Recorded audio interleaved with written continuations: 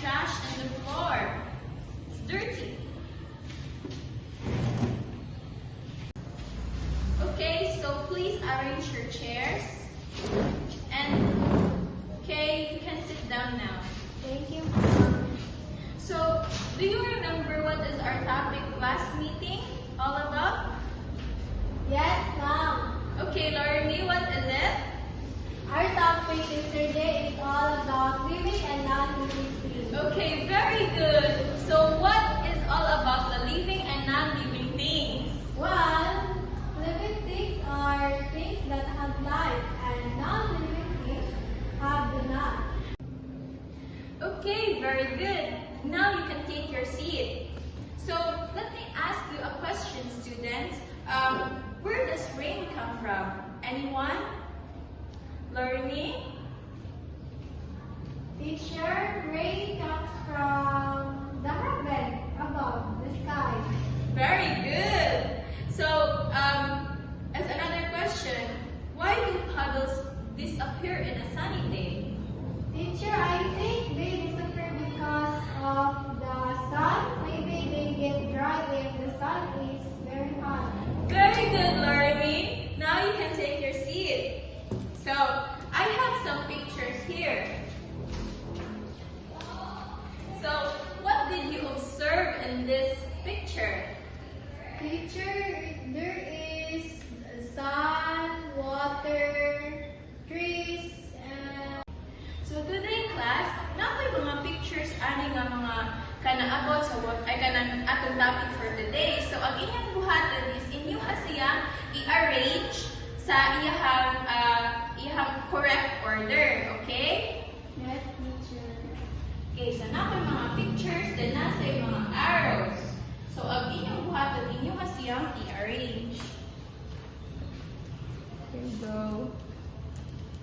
Na siya tape, i-arrange nimo. Okay, arrange. O, asa yung nagbuan, teacher? Asa yung nagbuan? Yes.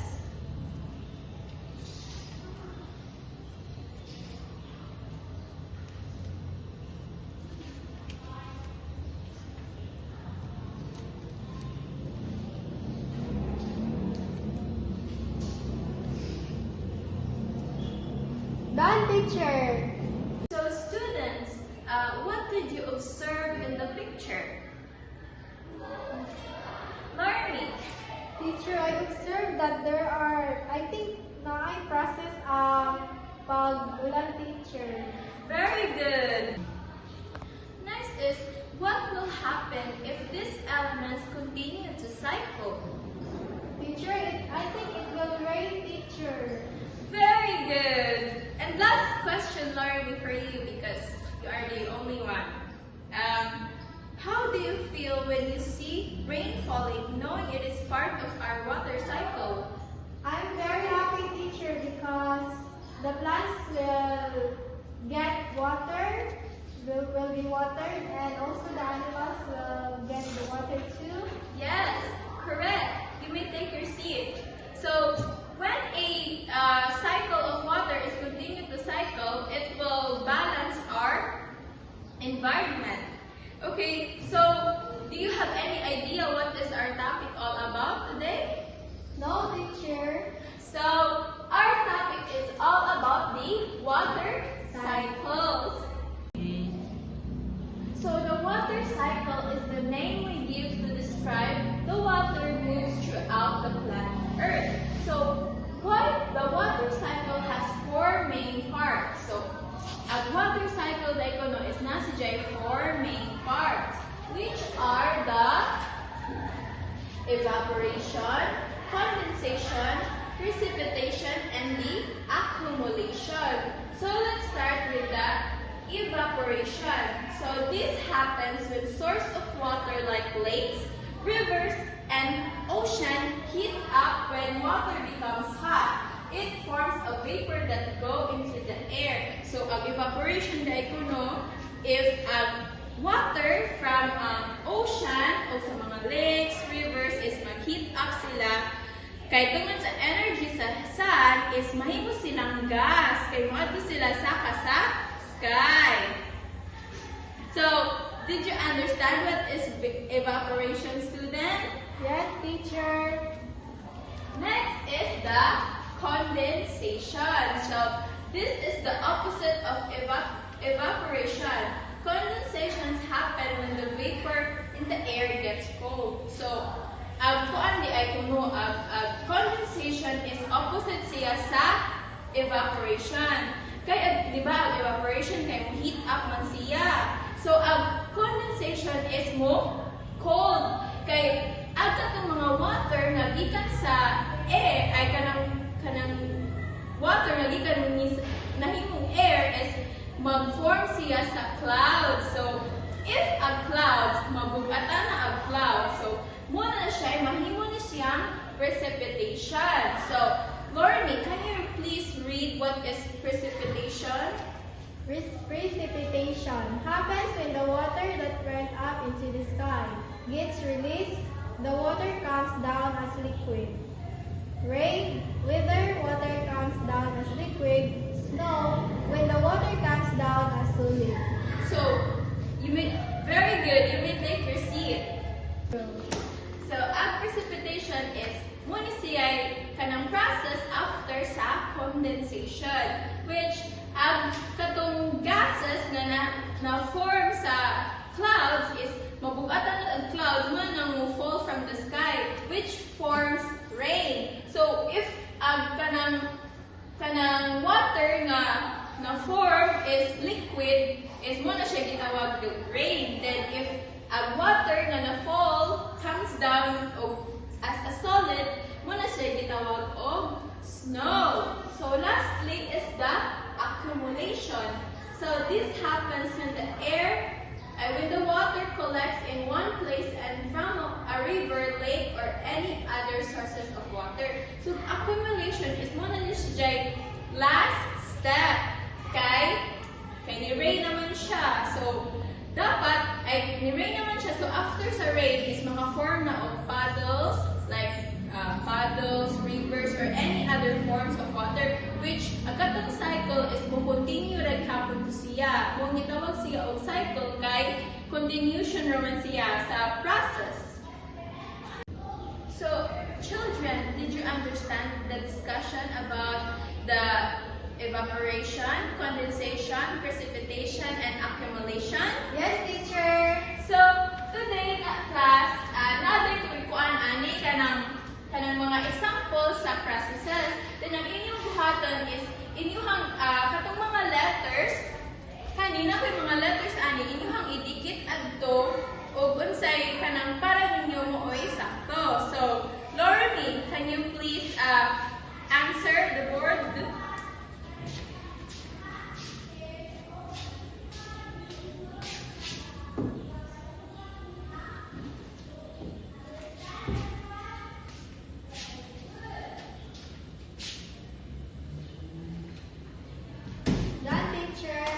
Okay, let's check. So, rain falling. So, what do you think? Why did you answer P, precipitation?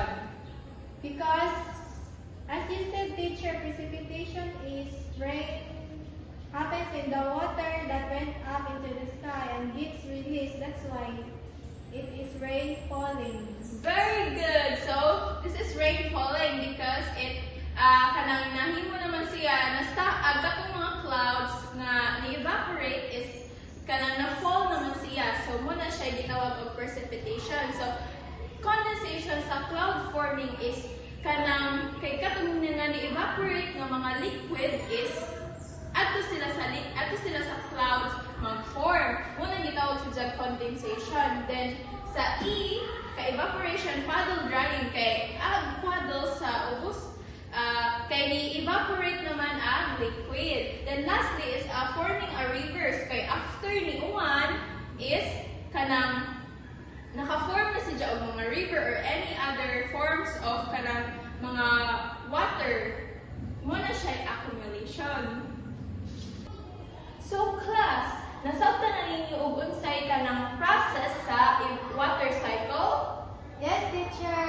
Okay, so today, to check if naabot mo ka ng nasabtan is natay buhaton nga assessment. ang mga answer sheets. Then, inyo kasi siyang answeran. I will give you 5 minutes to answer, okay? Okay, class, so did you finish answering your assessment? Yes, teacher. Okay, so you can exchange with your seatmates so that we can answer. So let's start with number 1. So water changes from liquid to gas because of the sun's heat. This process is called A. Condensation, B. Precipitation, C. Evaporation, or D. Accumulation. C. Okay, correct. C. Evaporation. Number 2. When water vapors cools down into the tiny water droplets, forming cloud, it is A. Condensation, B. Precipitation, C. Evaporation, or D. Accumulation. Letter A. A is correct. Number 3 is rain, snow, sleet, and hail are examples of A. Condensation, B. Precipitation, C. Evaporation, or D. Accumulation. B, teacher. Very good. Letter B, the precipitation. Number 4, water gathers in oceans, lakes, and undergrounds is called A. Condensation, B. Precipitation, C. Evaporation, or D. Accumulation. D, accumulation, teacher. Very good. D. Accumulation. And lastly, number 5, which sequence is the correct order of the water cycle? A. C. Condensation, evaporation, precipitation, or accumulation. B. Evaporation, condensation, accumulation, precipitation. C. Precipitation, condensation, accumulation, and evaporation. Or D. Evaporation, condensation, precipitation, and accumulation. Letter D, teacher. Very good. The correct answer is letter D, which is the evaporation first, condensation, and then precipitation. So let's move on to the part 2 of the quiz, which is the B, true or false. So number 1, condensation happens when water vapors gets warmer. Is it true or false? True. Very good, it is true. Number 2 is without evaporation, there would be no clouds. Is it true or false? False, teacher. Yes, it is correct. Number 3, precipitation happens only as in rain. Is it true or false? False. Yes, it is false. Number 4, accumulation rechanges groundwater that we drink. Is it true or false? False. No, it's true. Okay, but it is part of the assessment.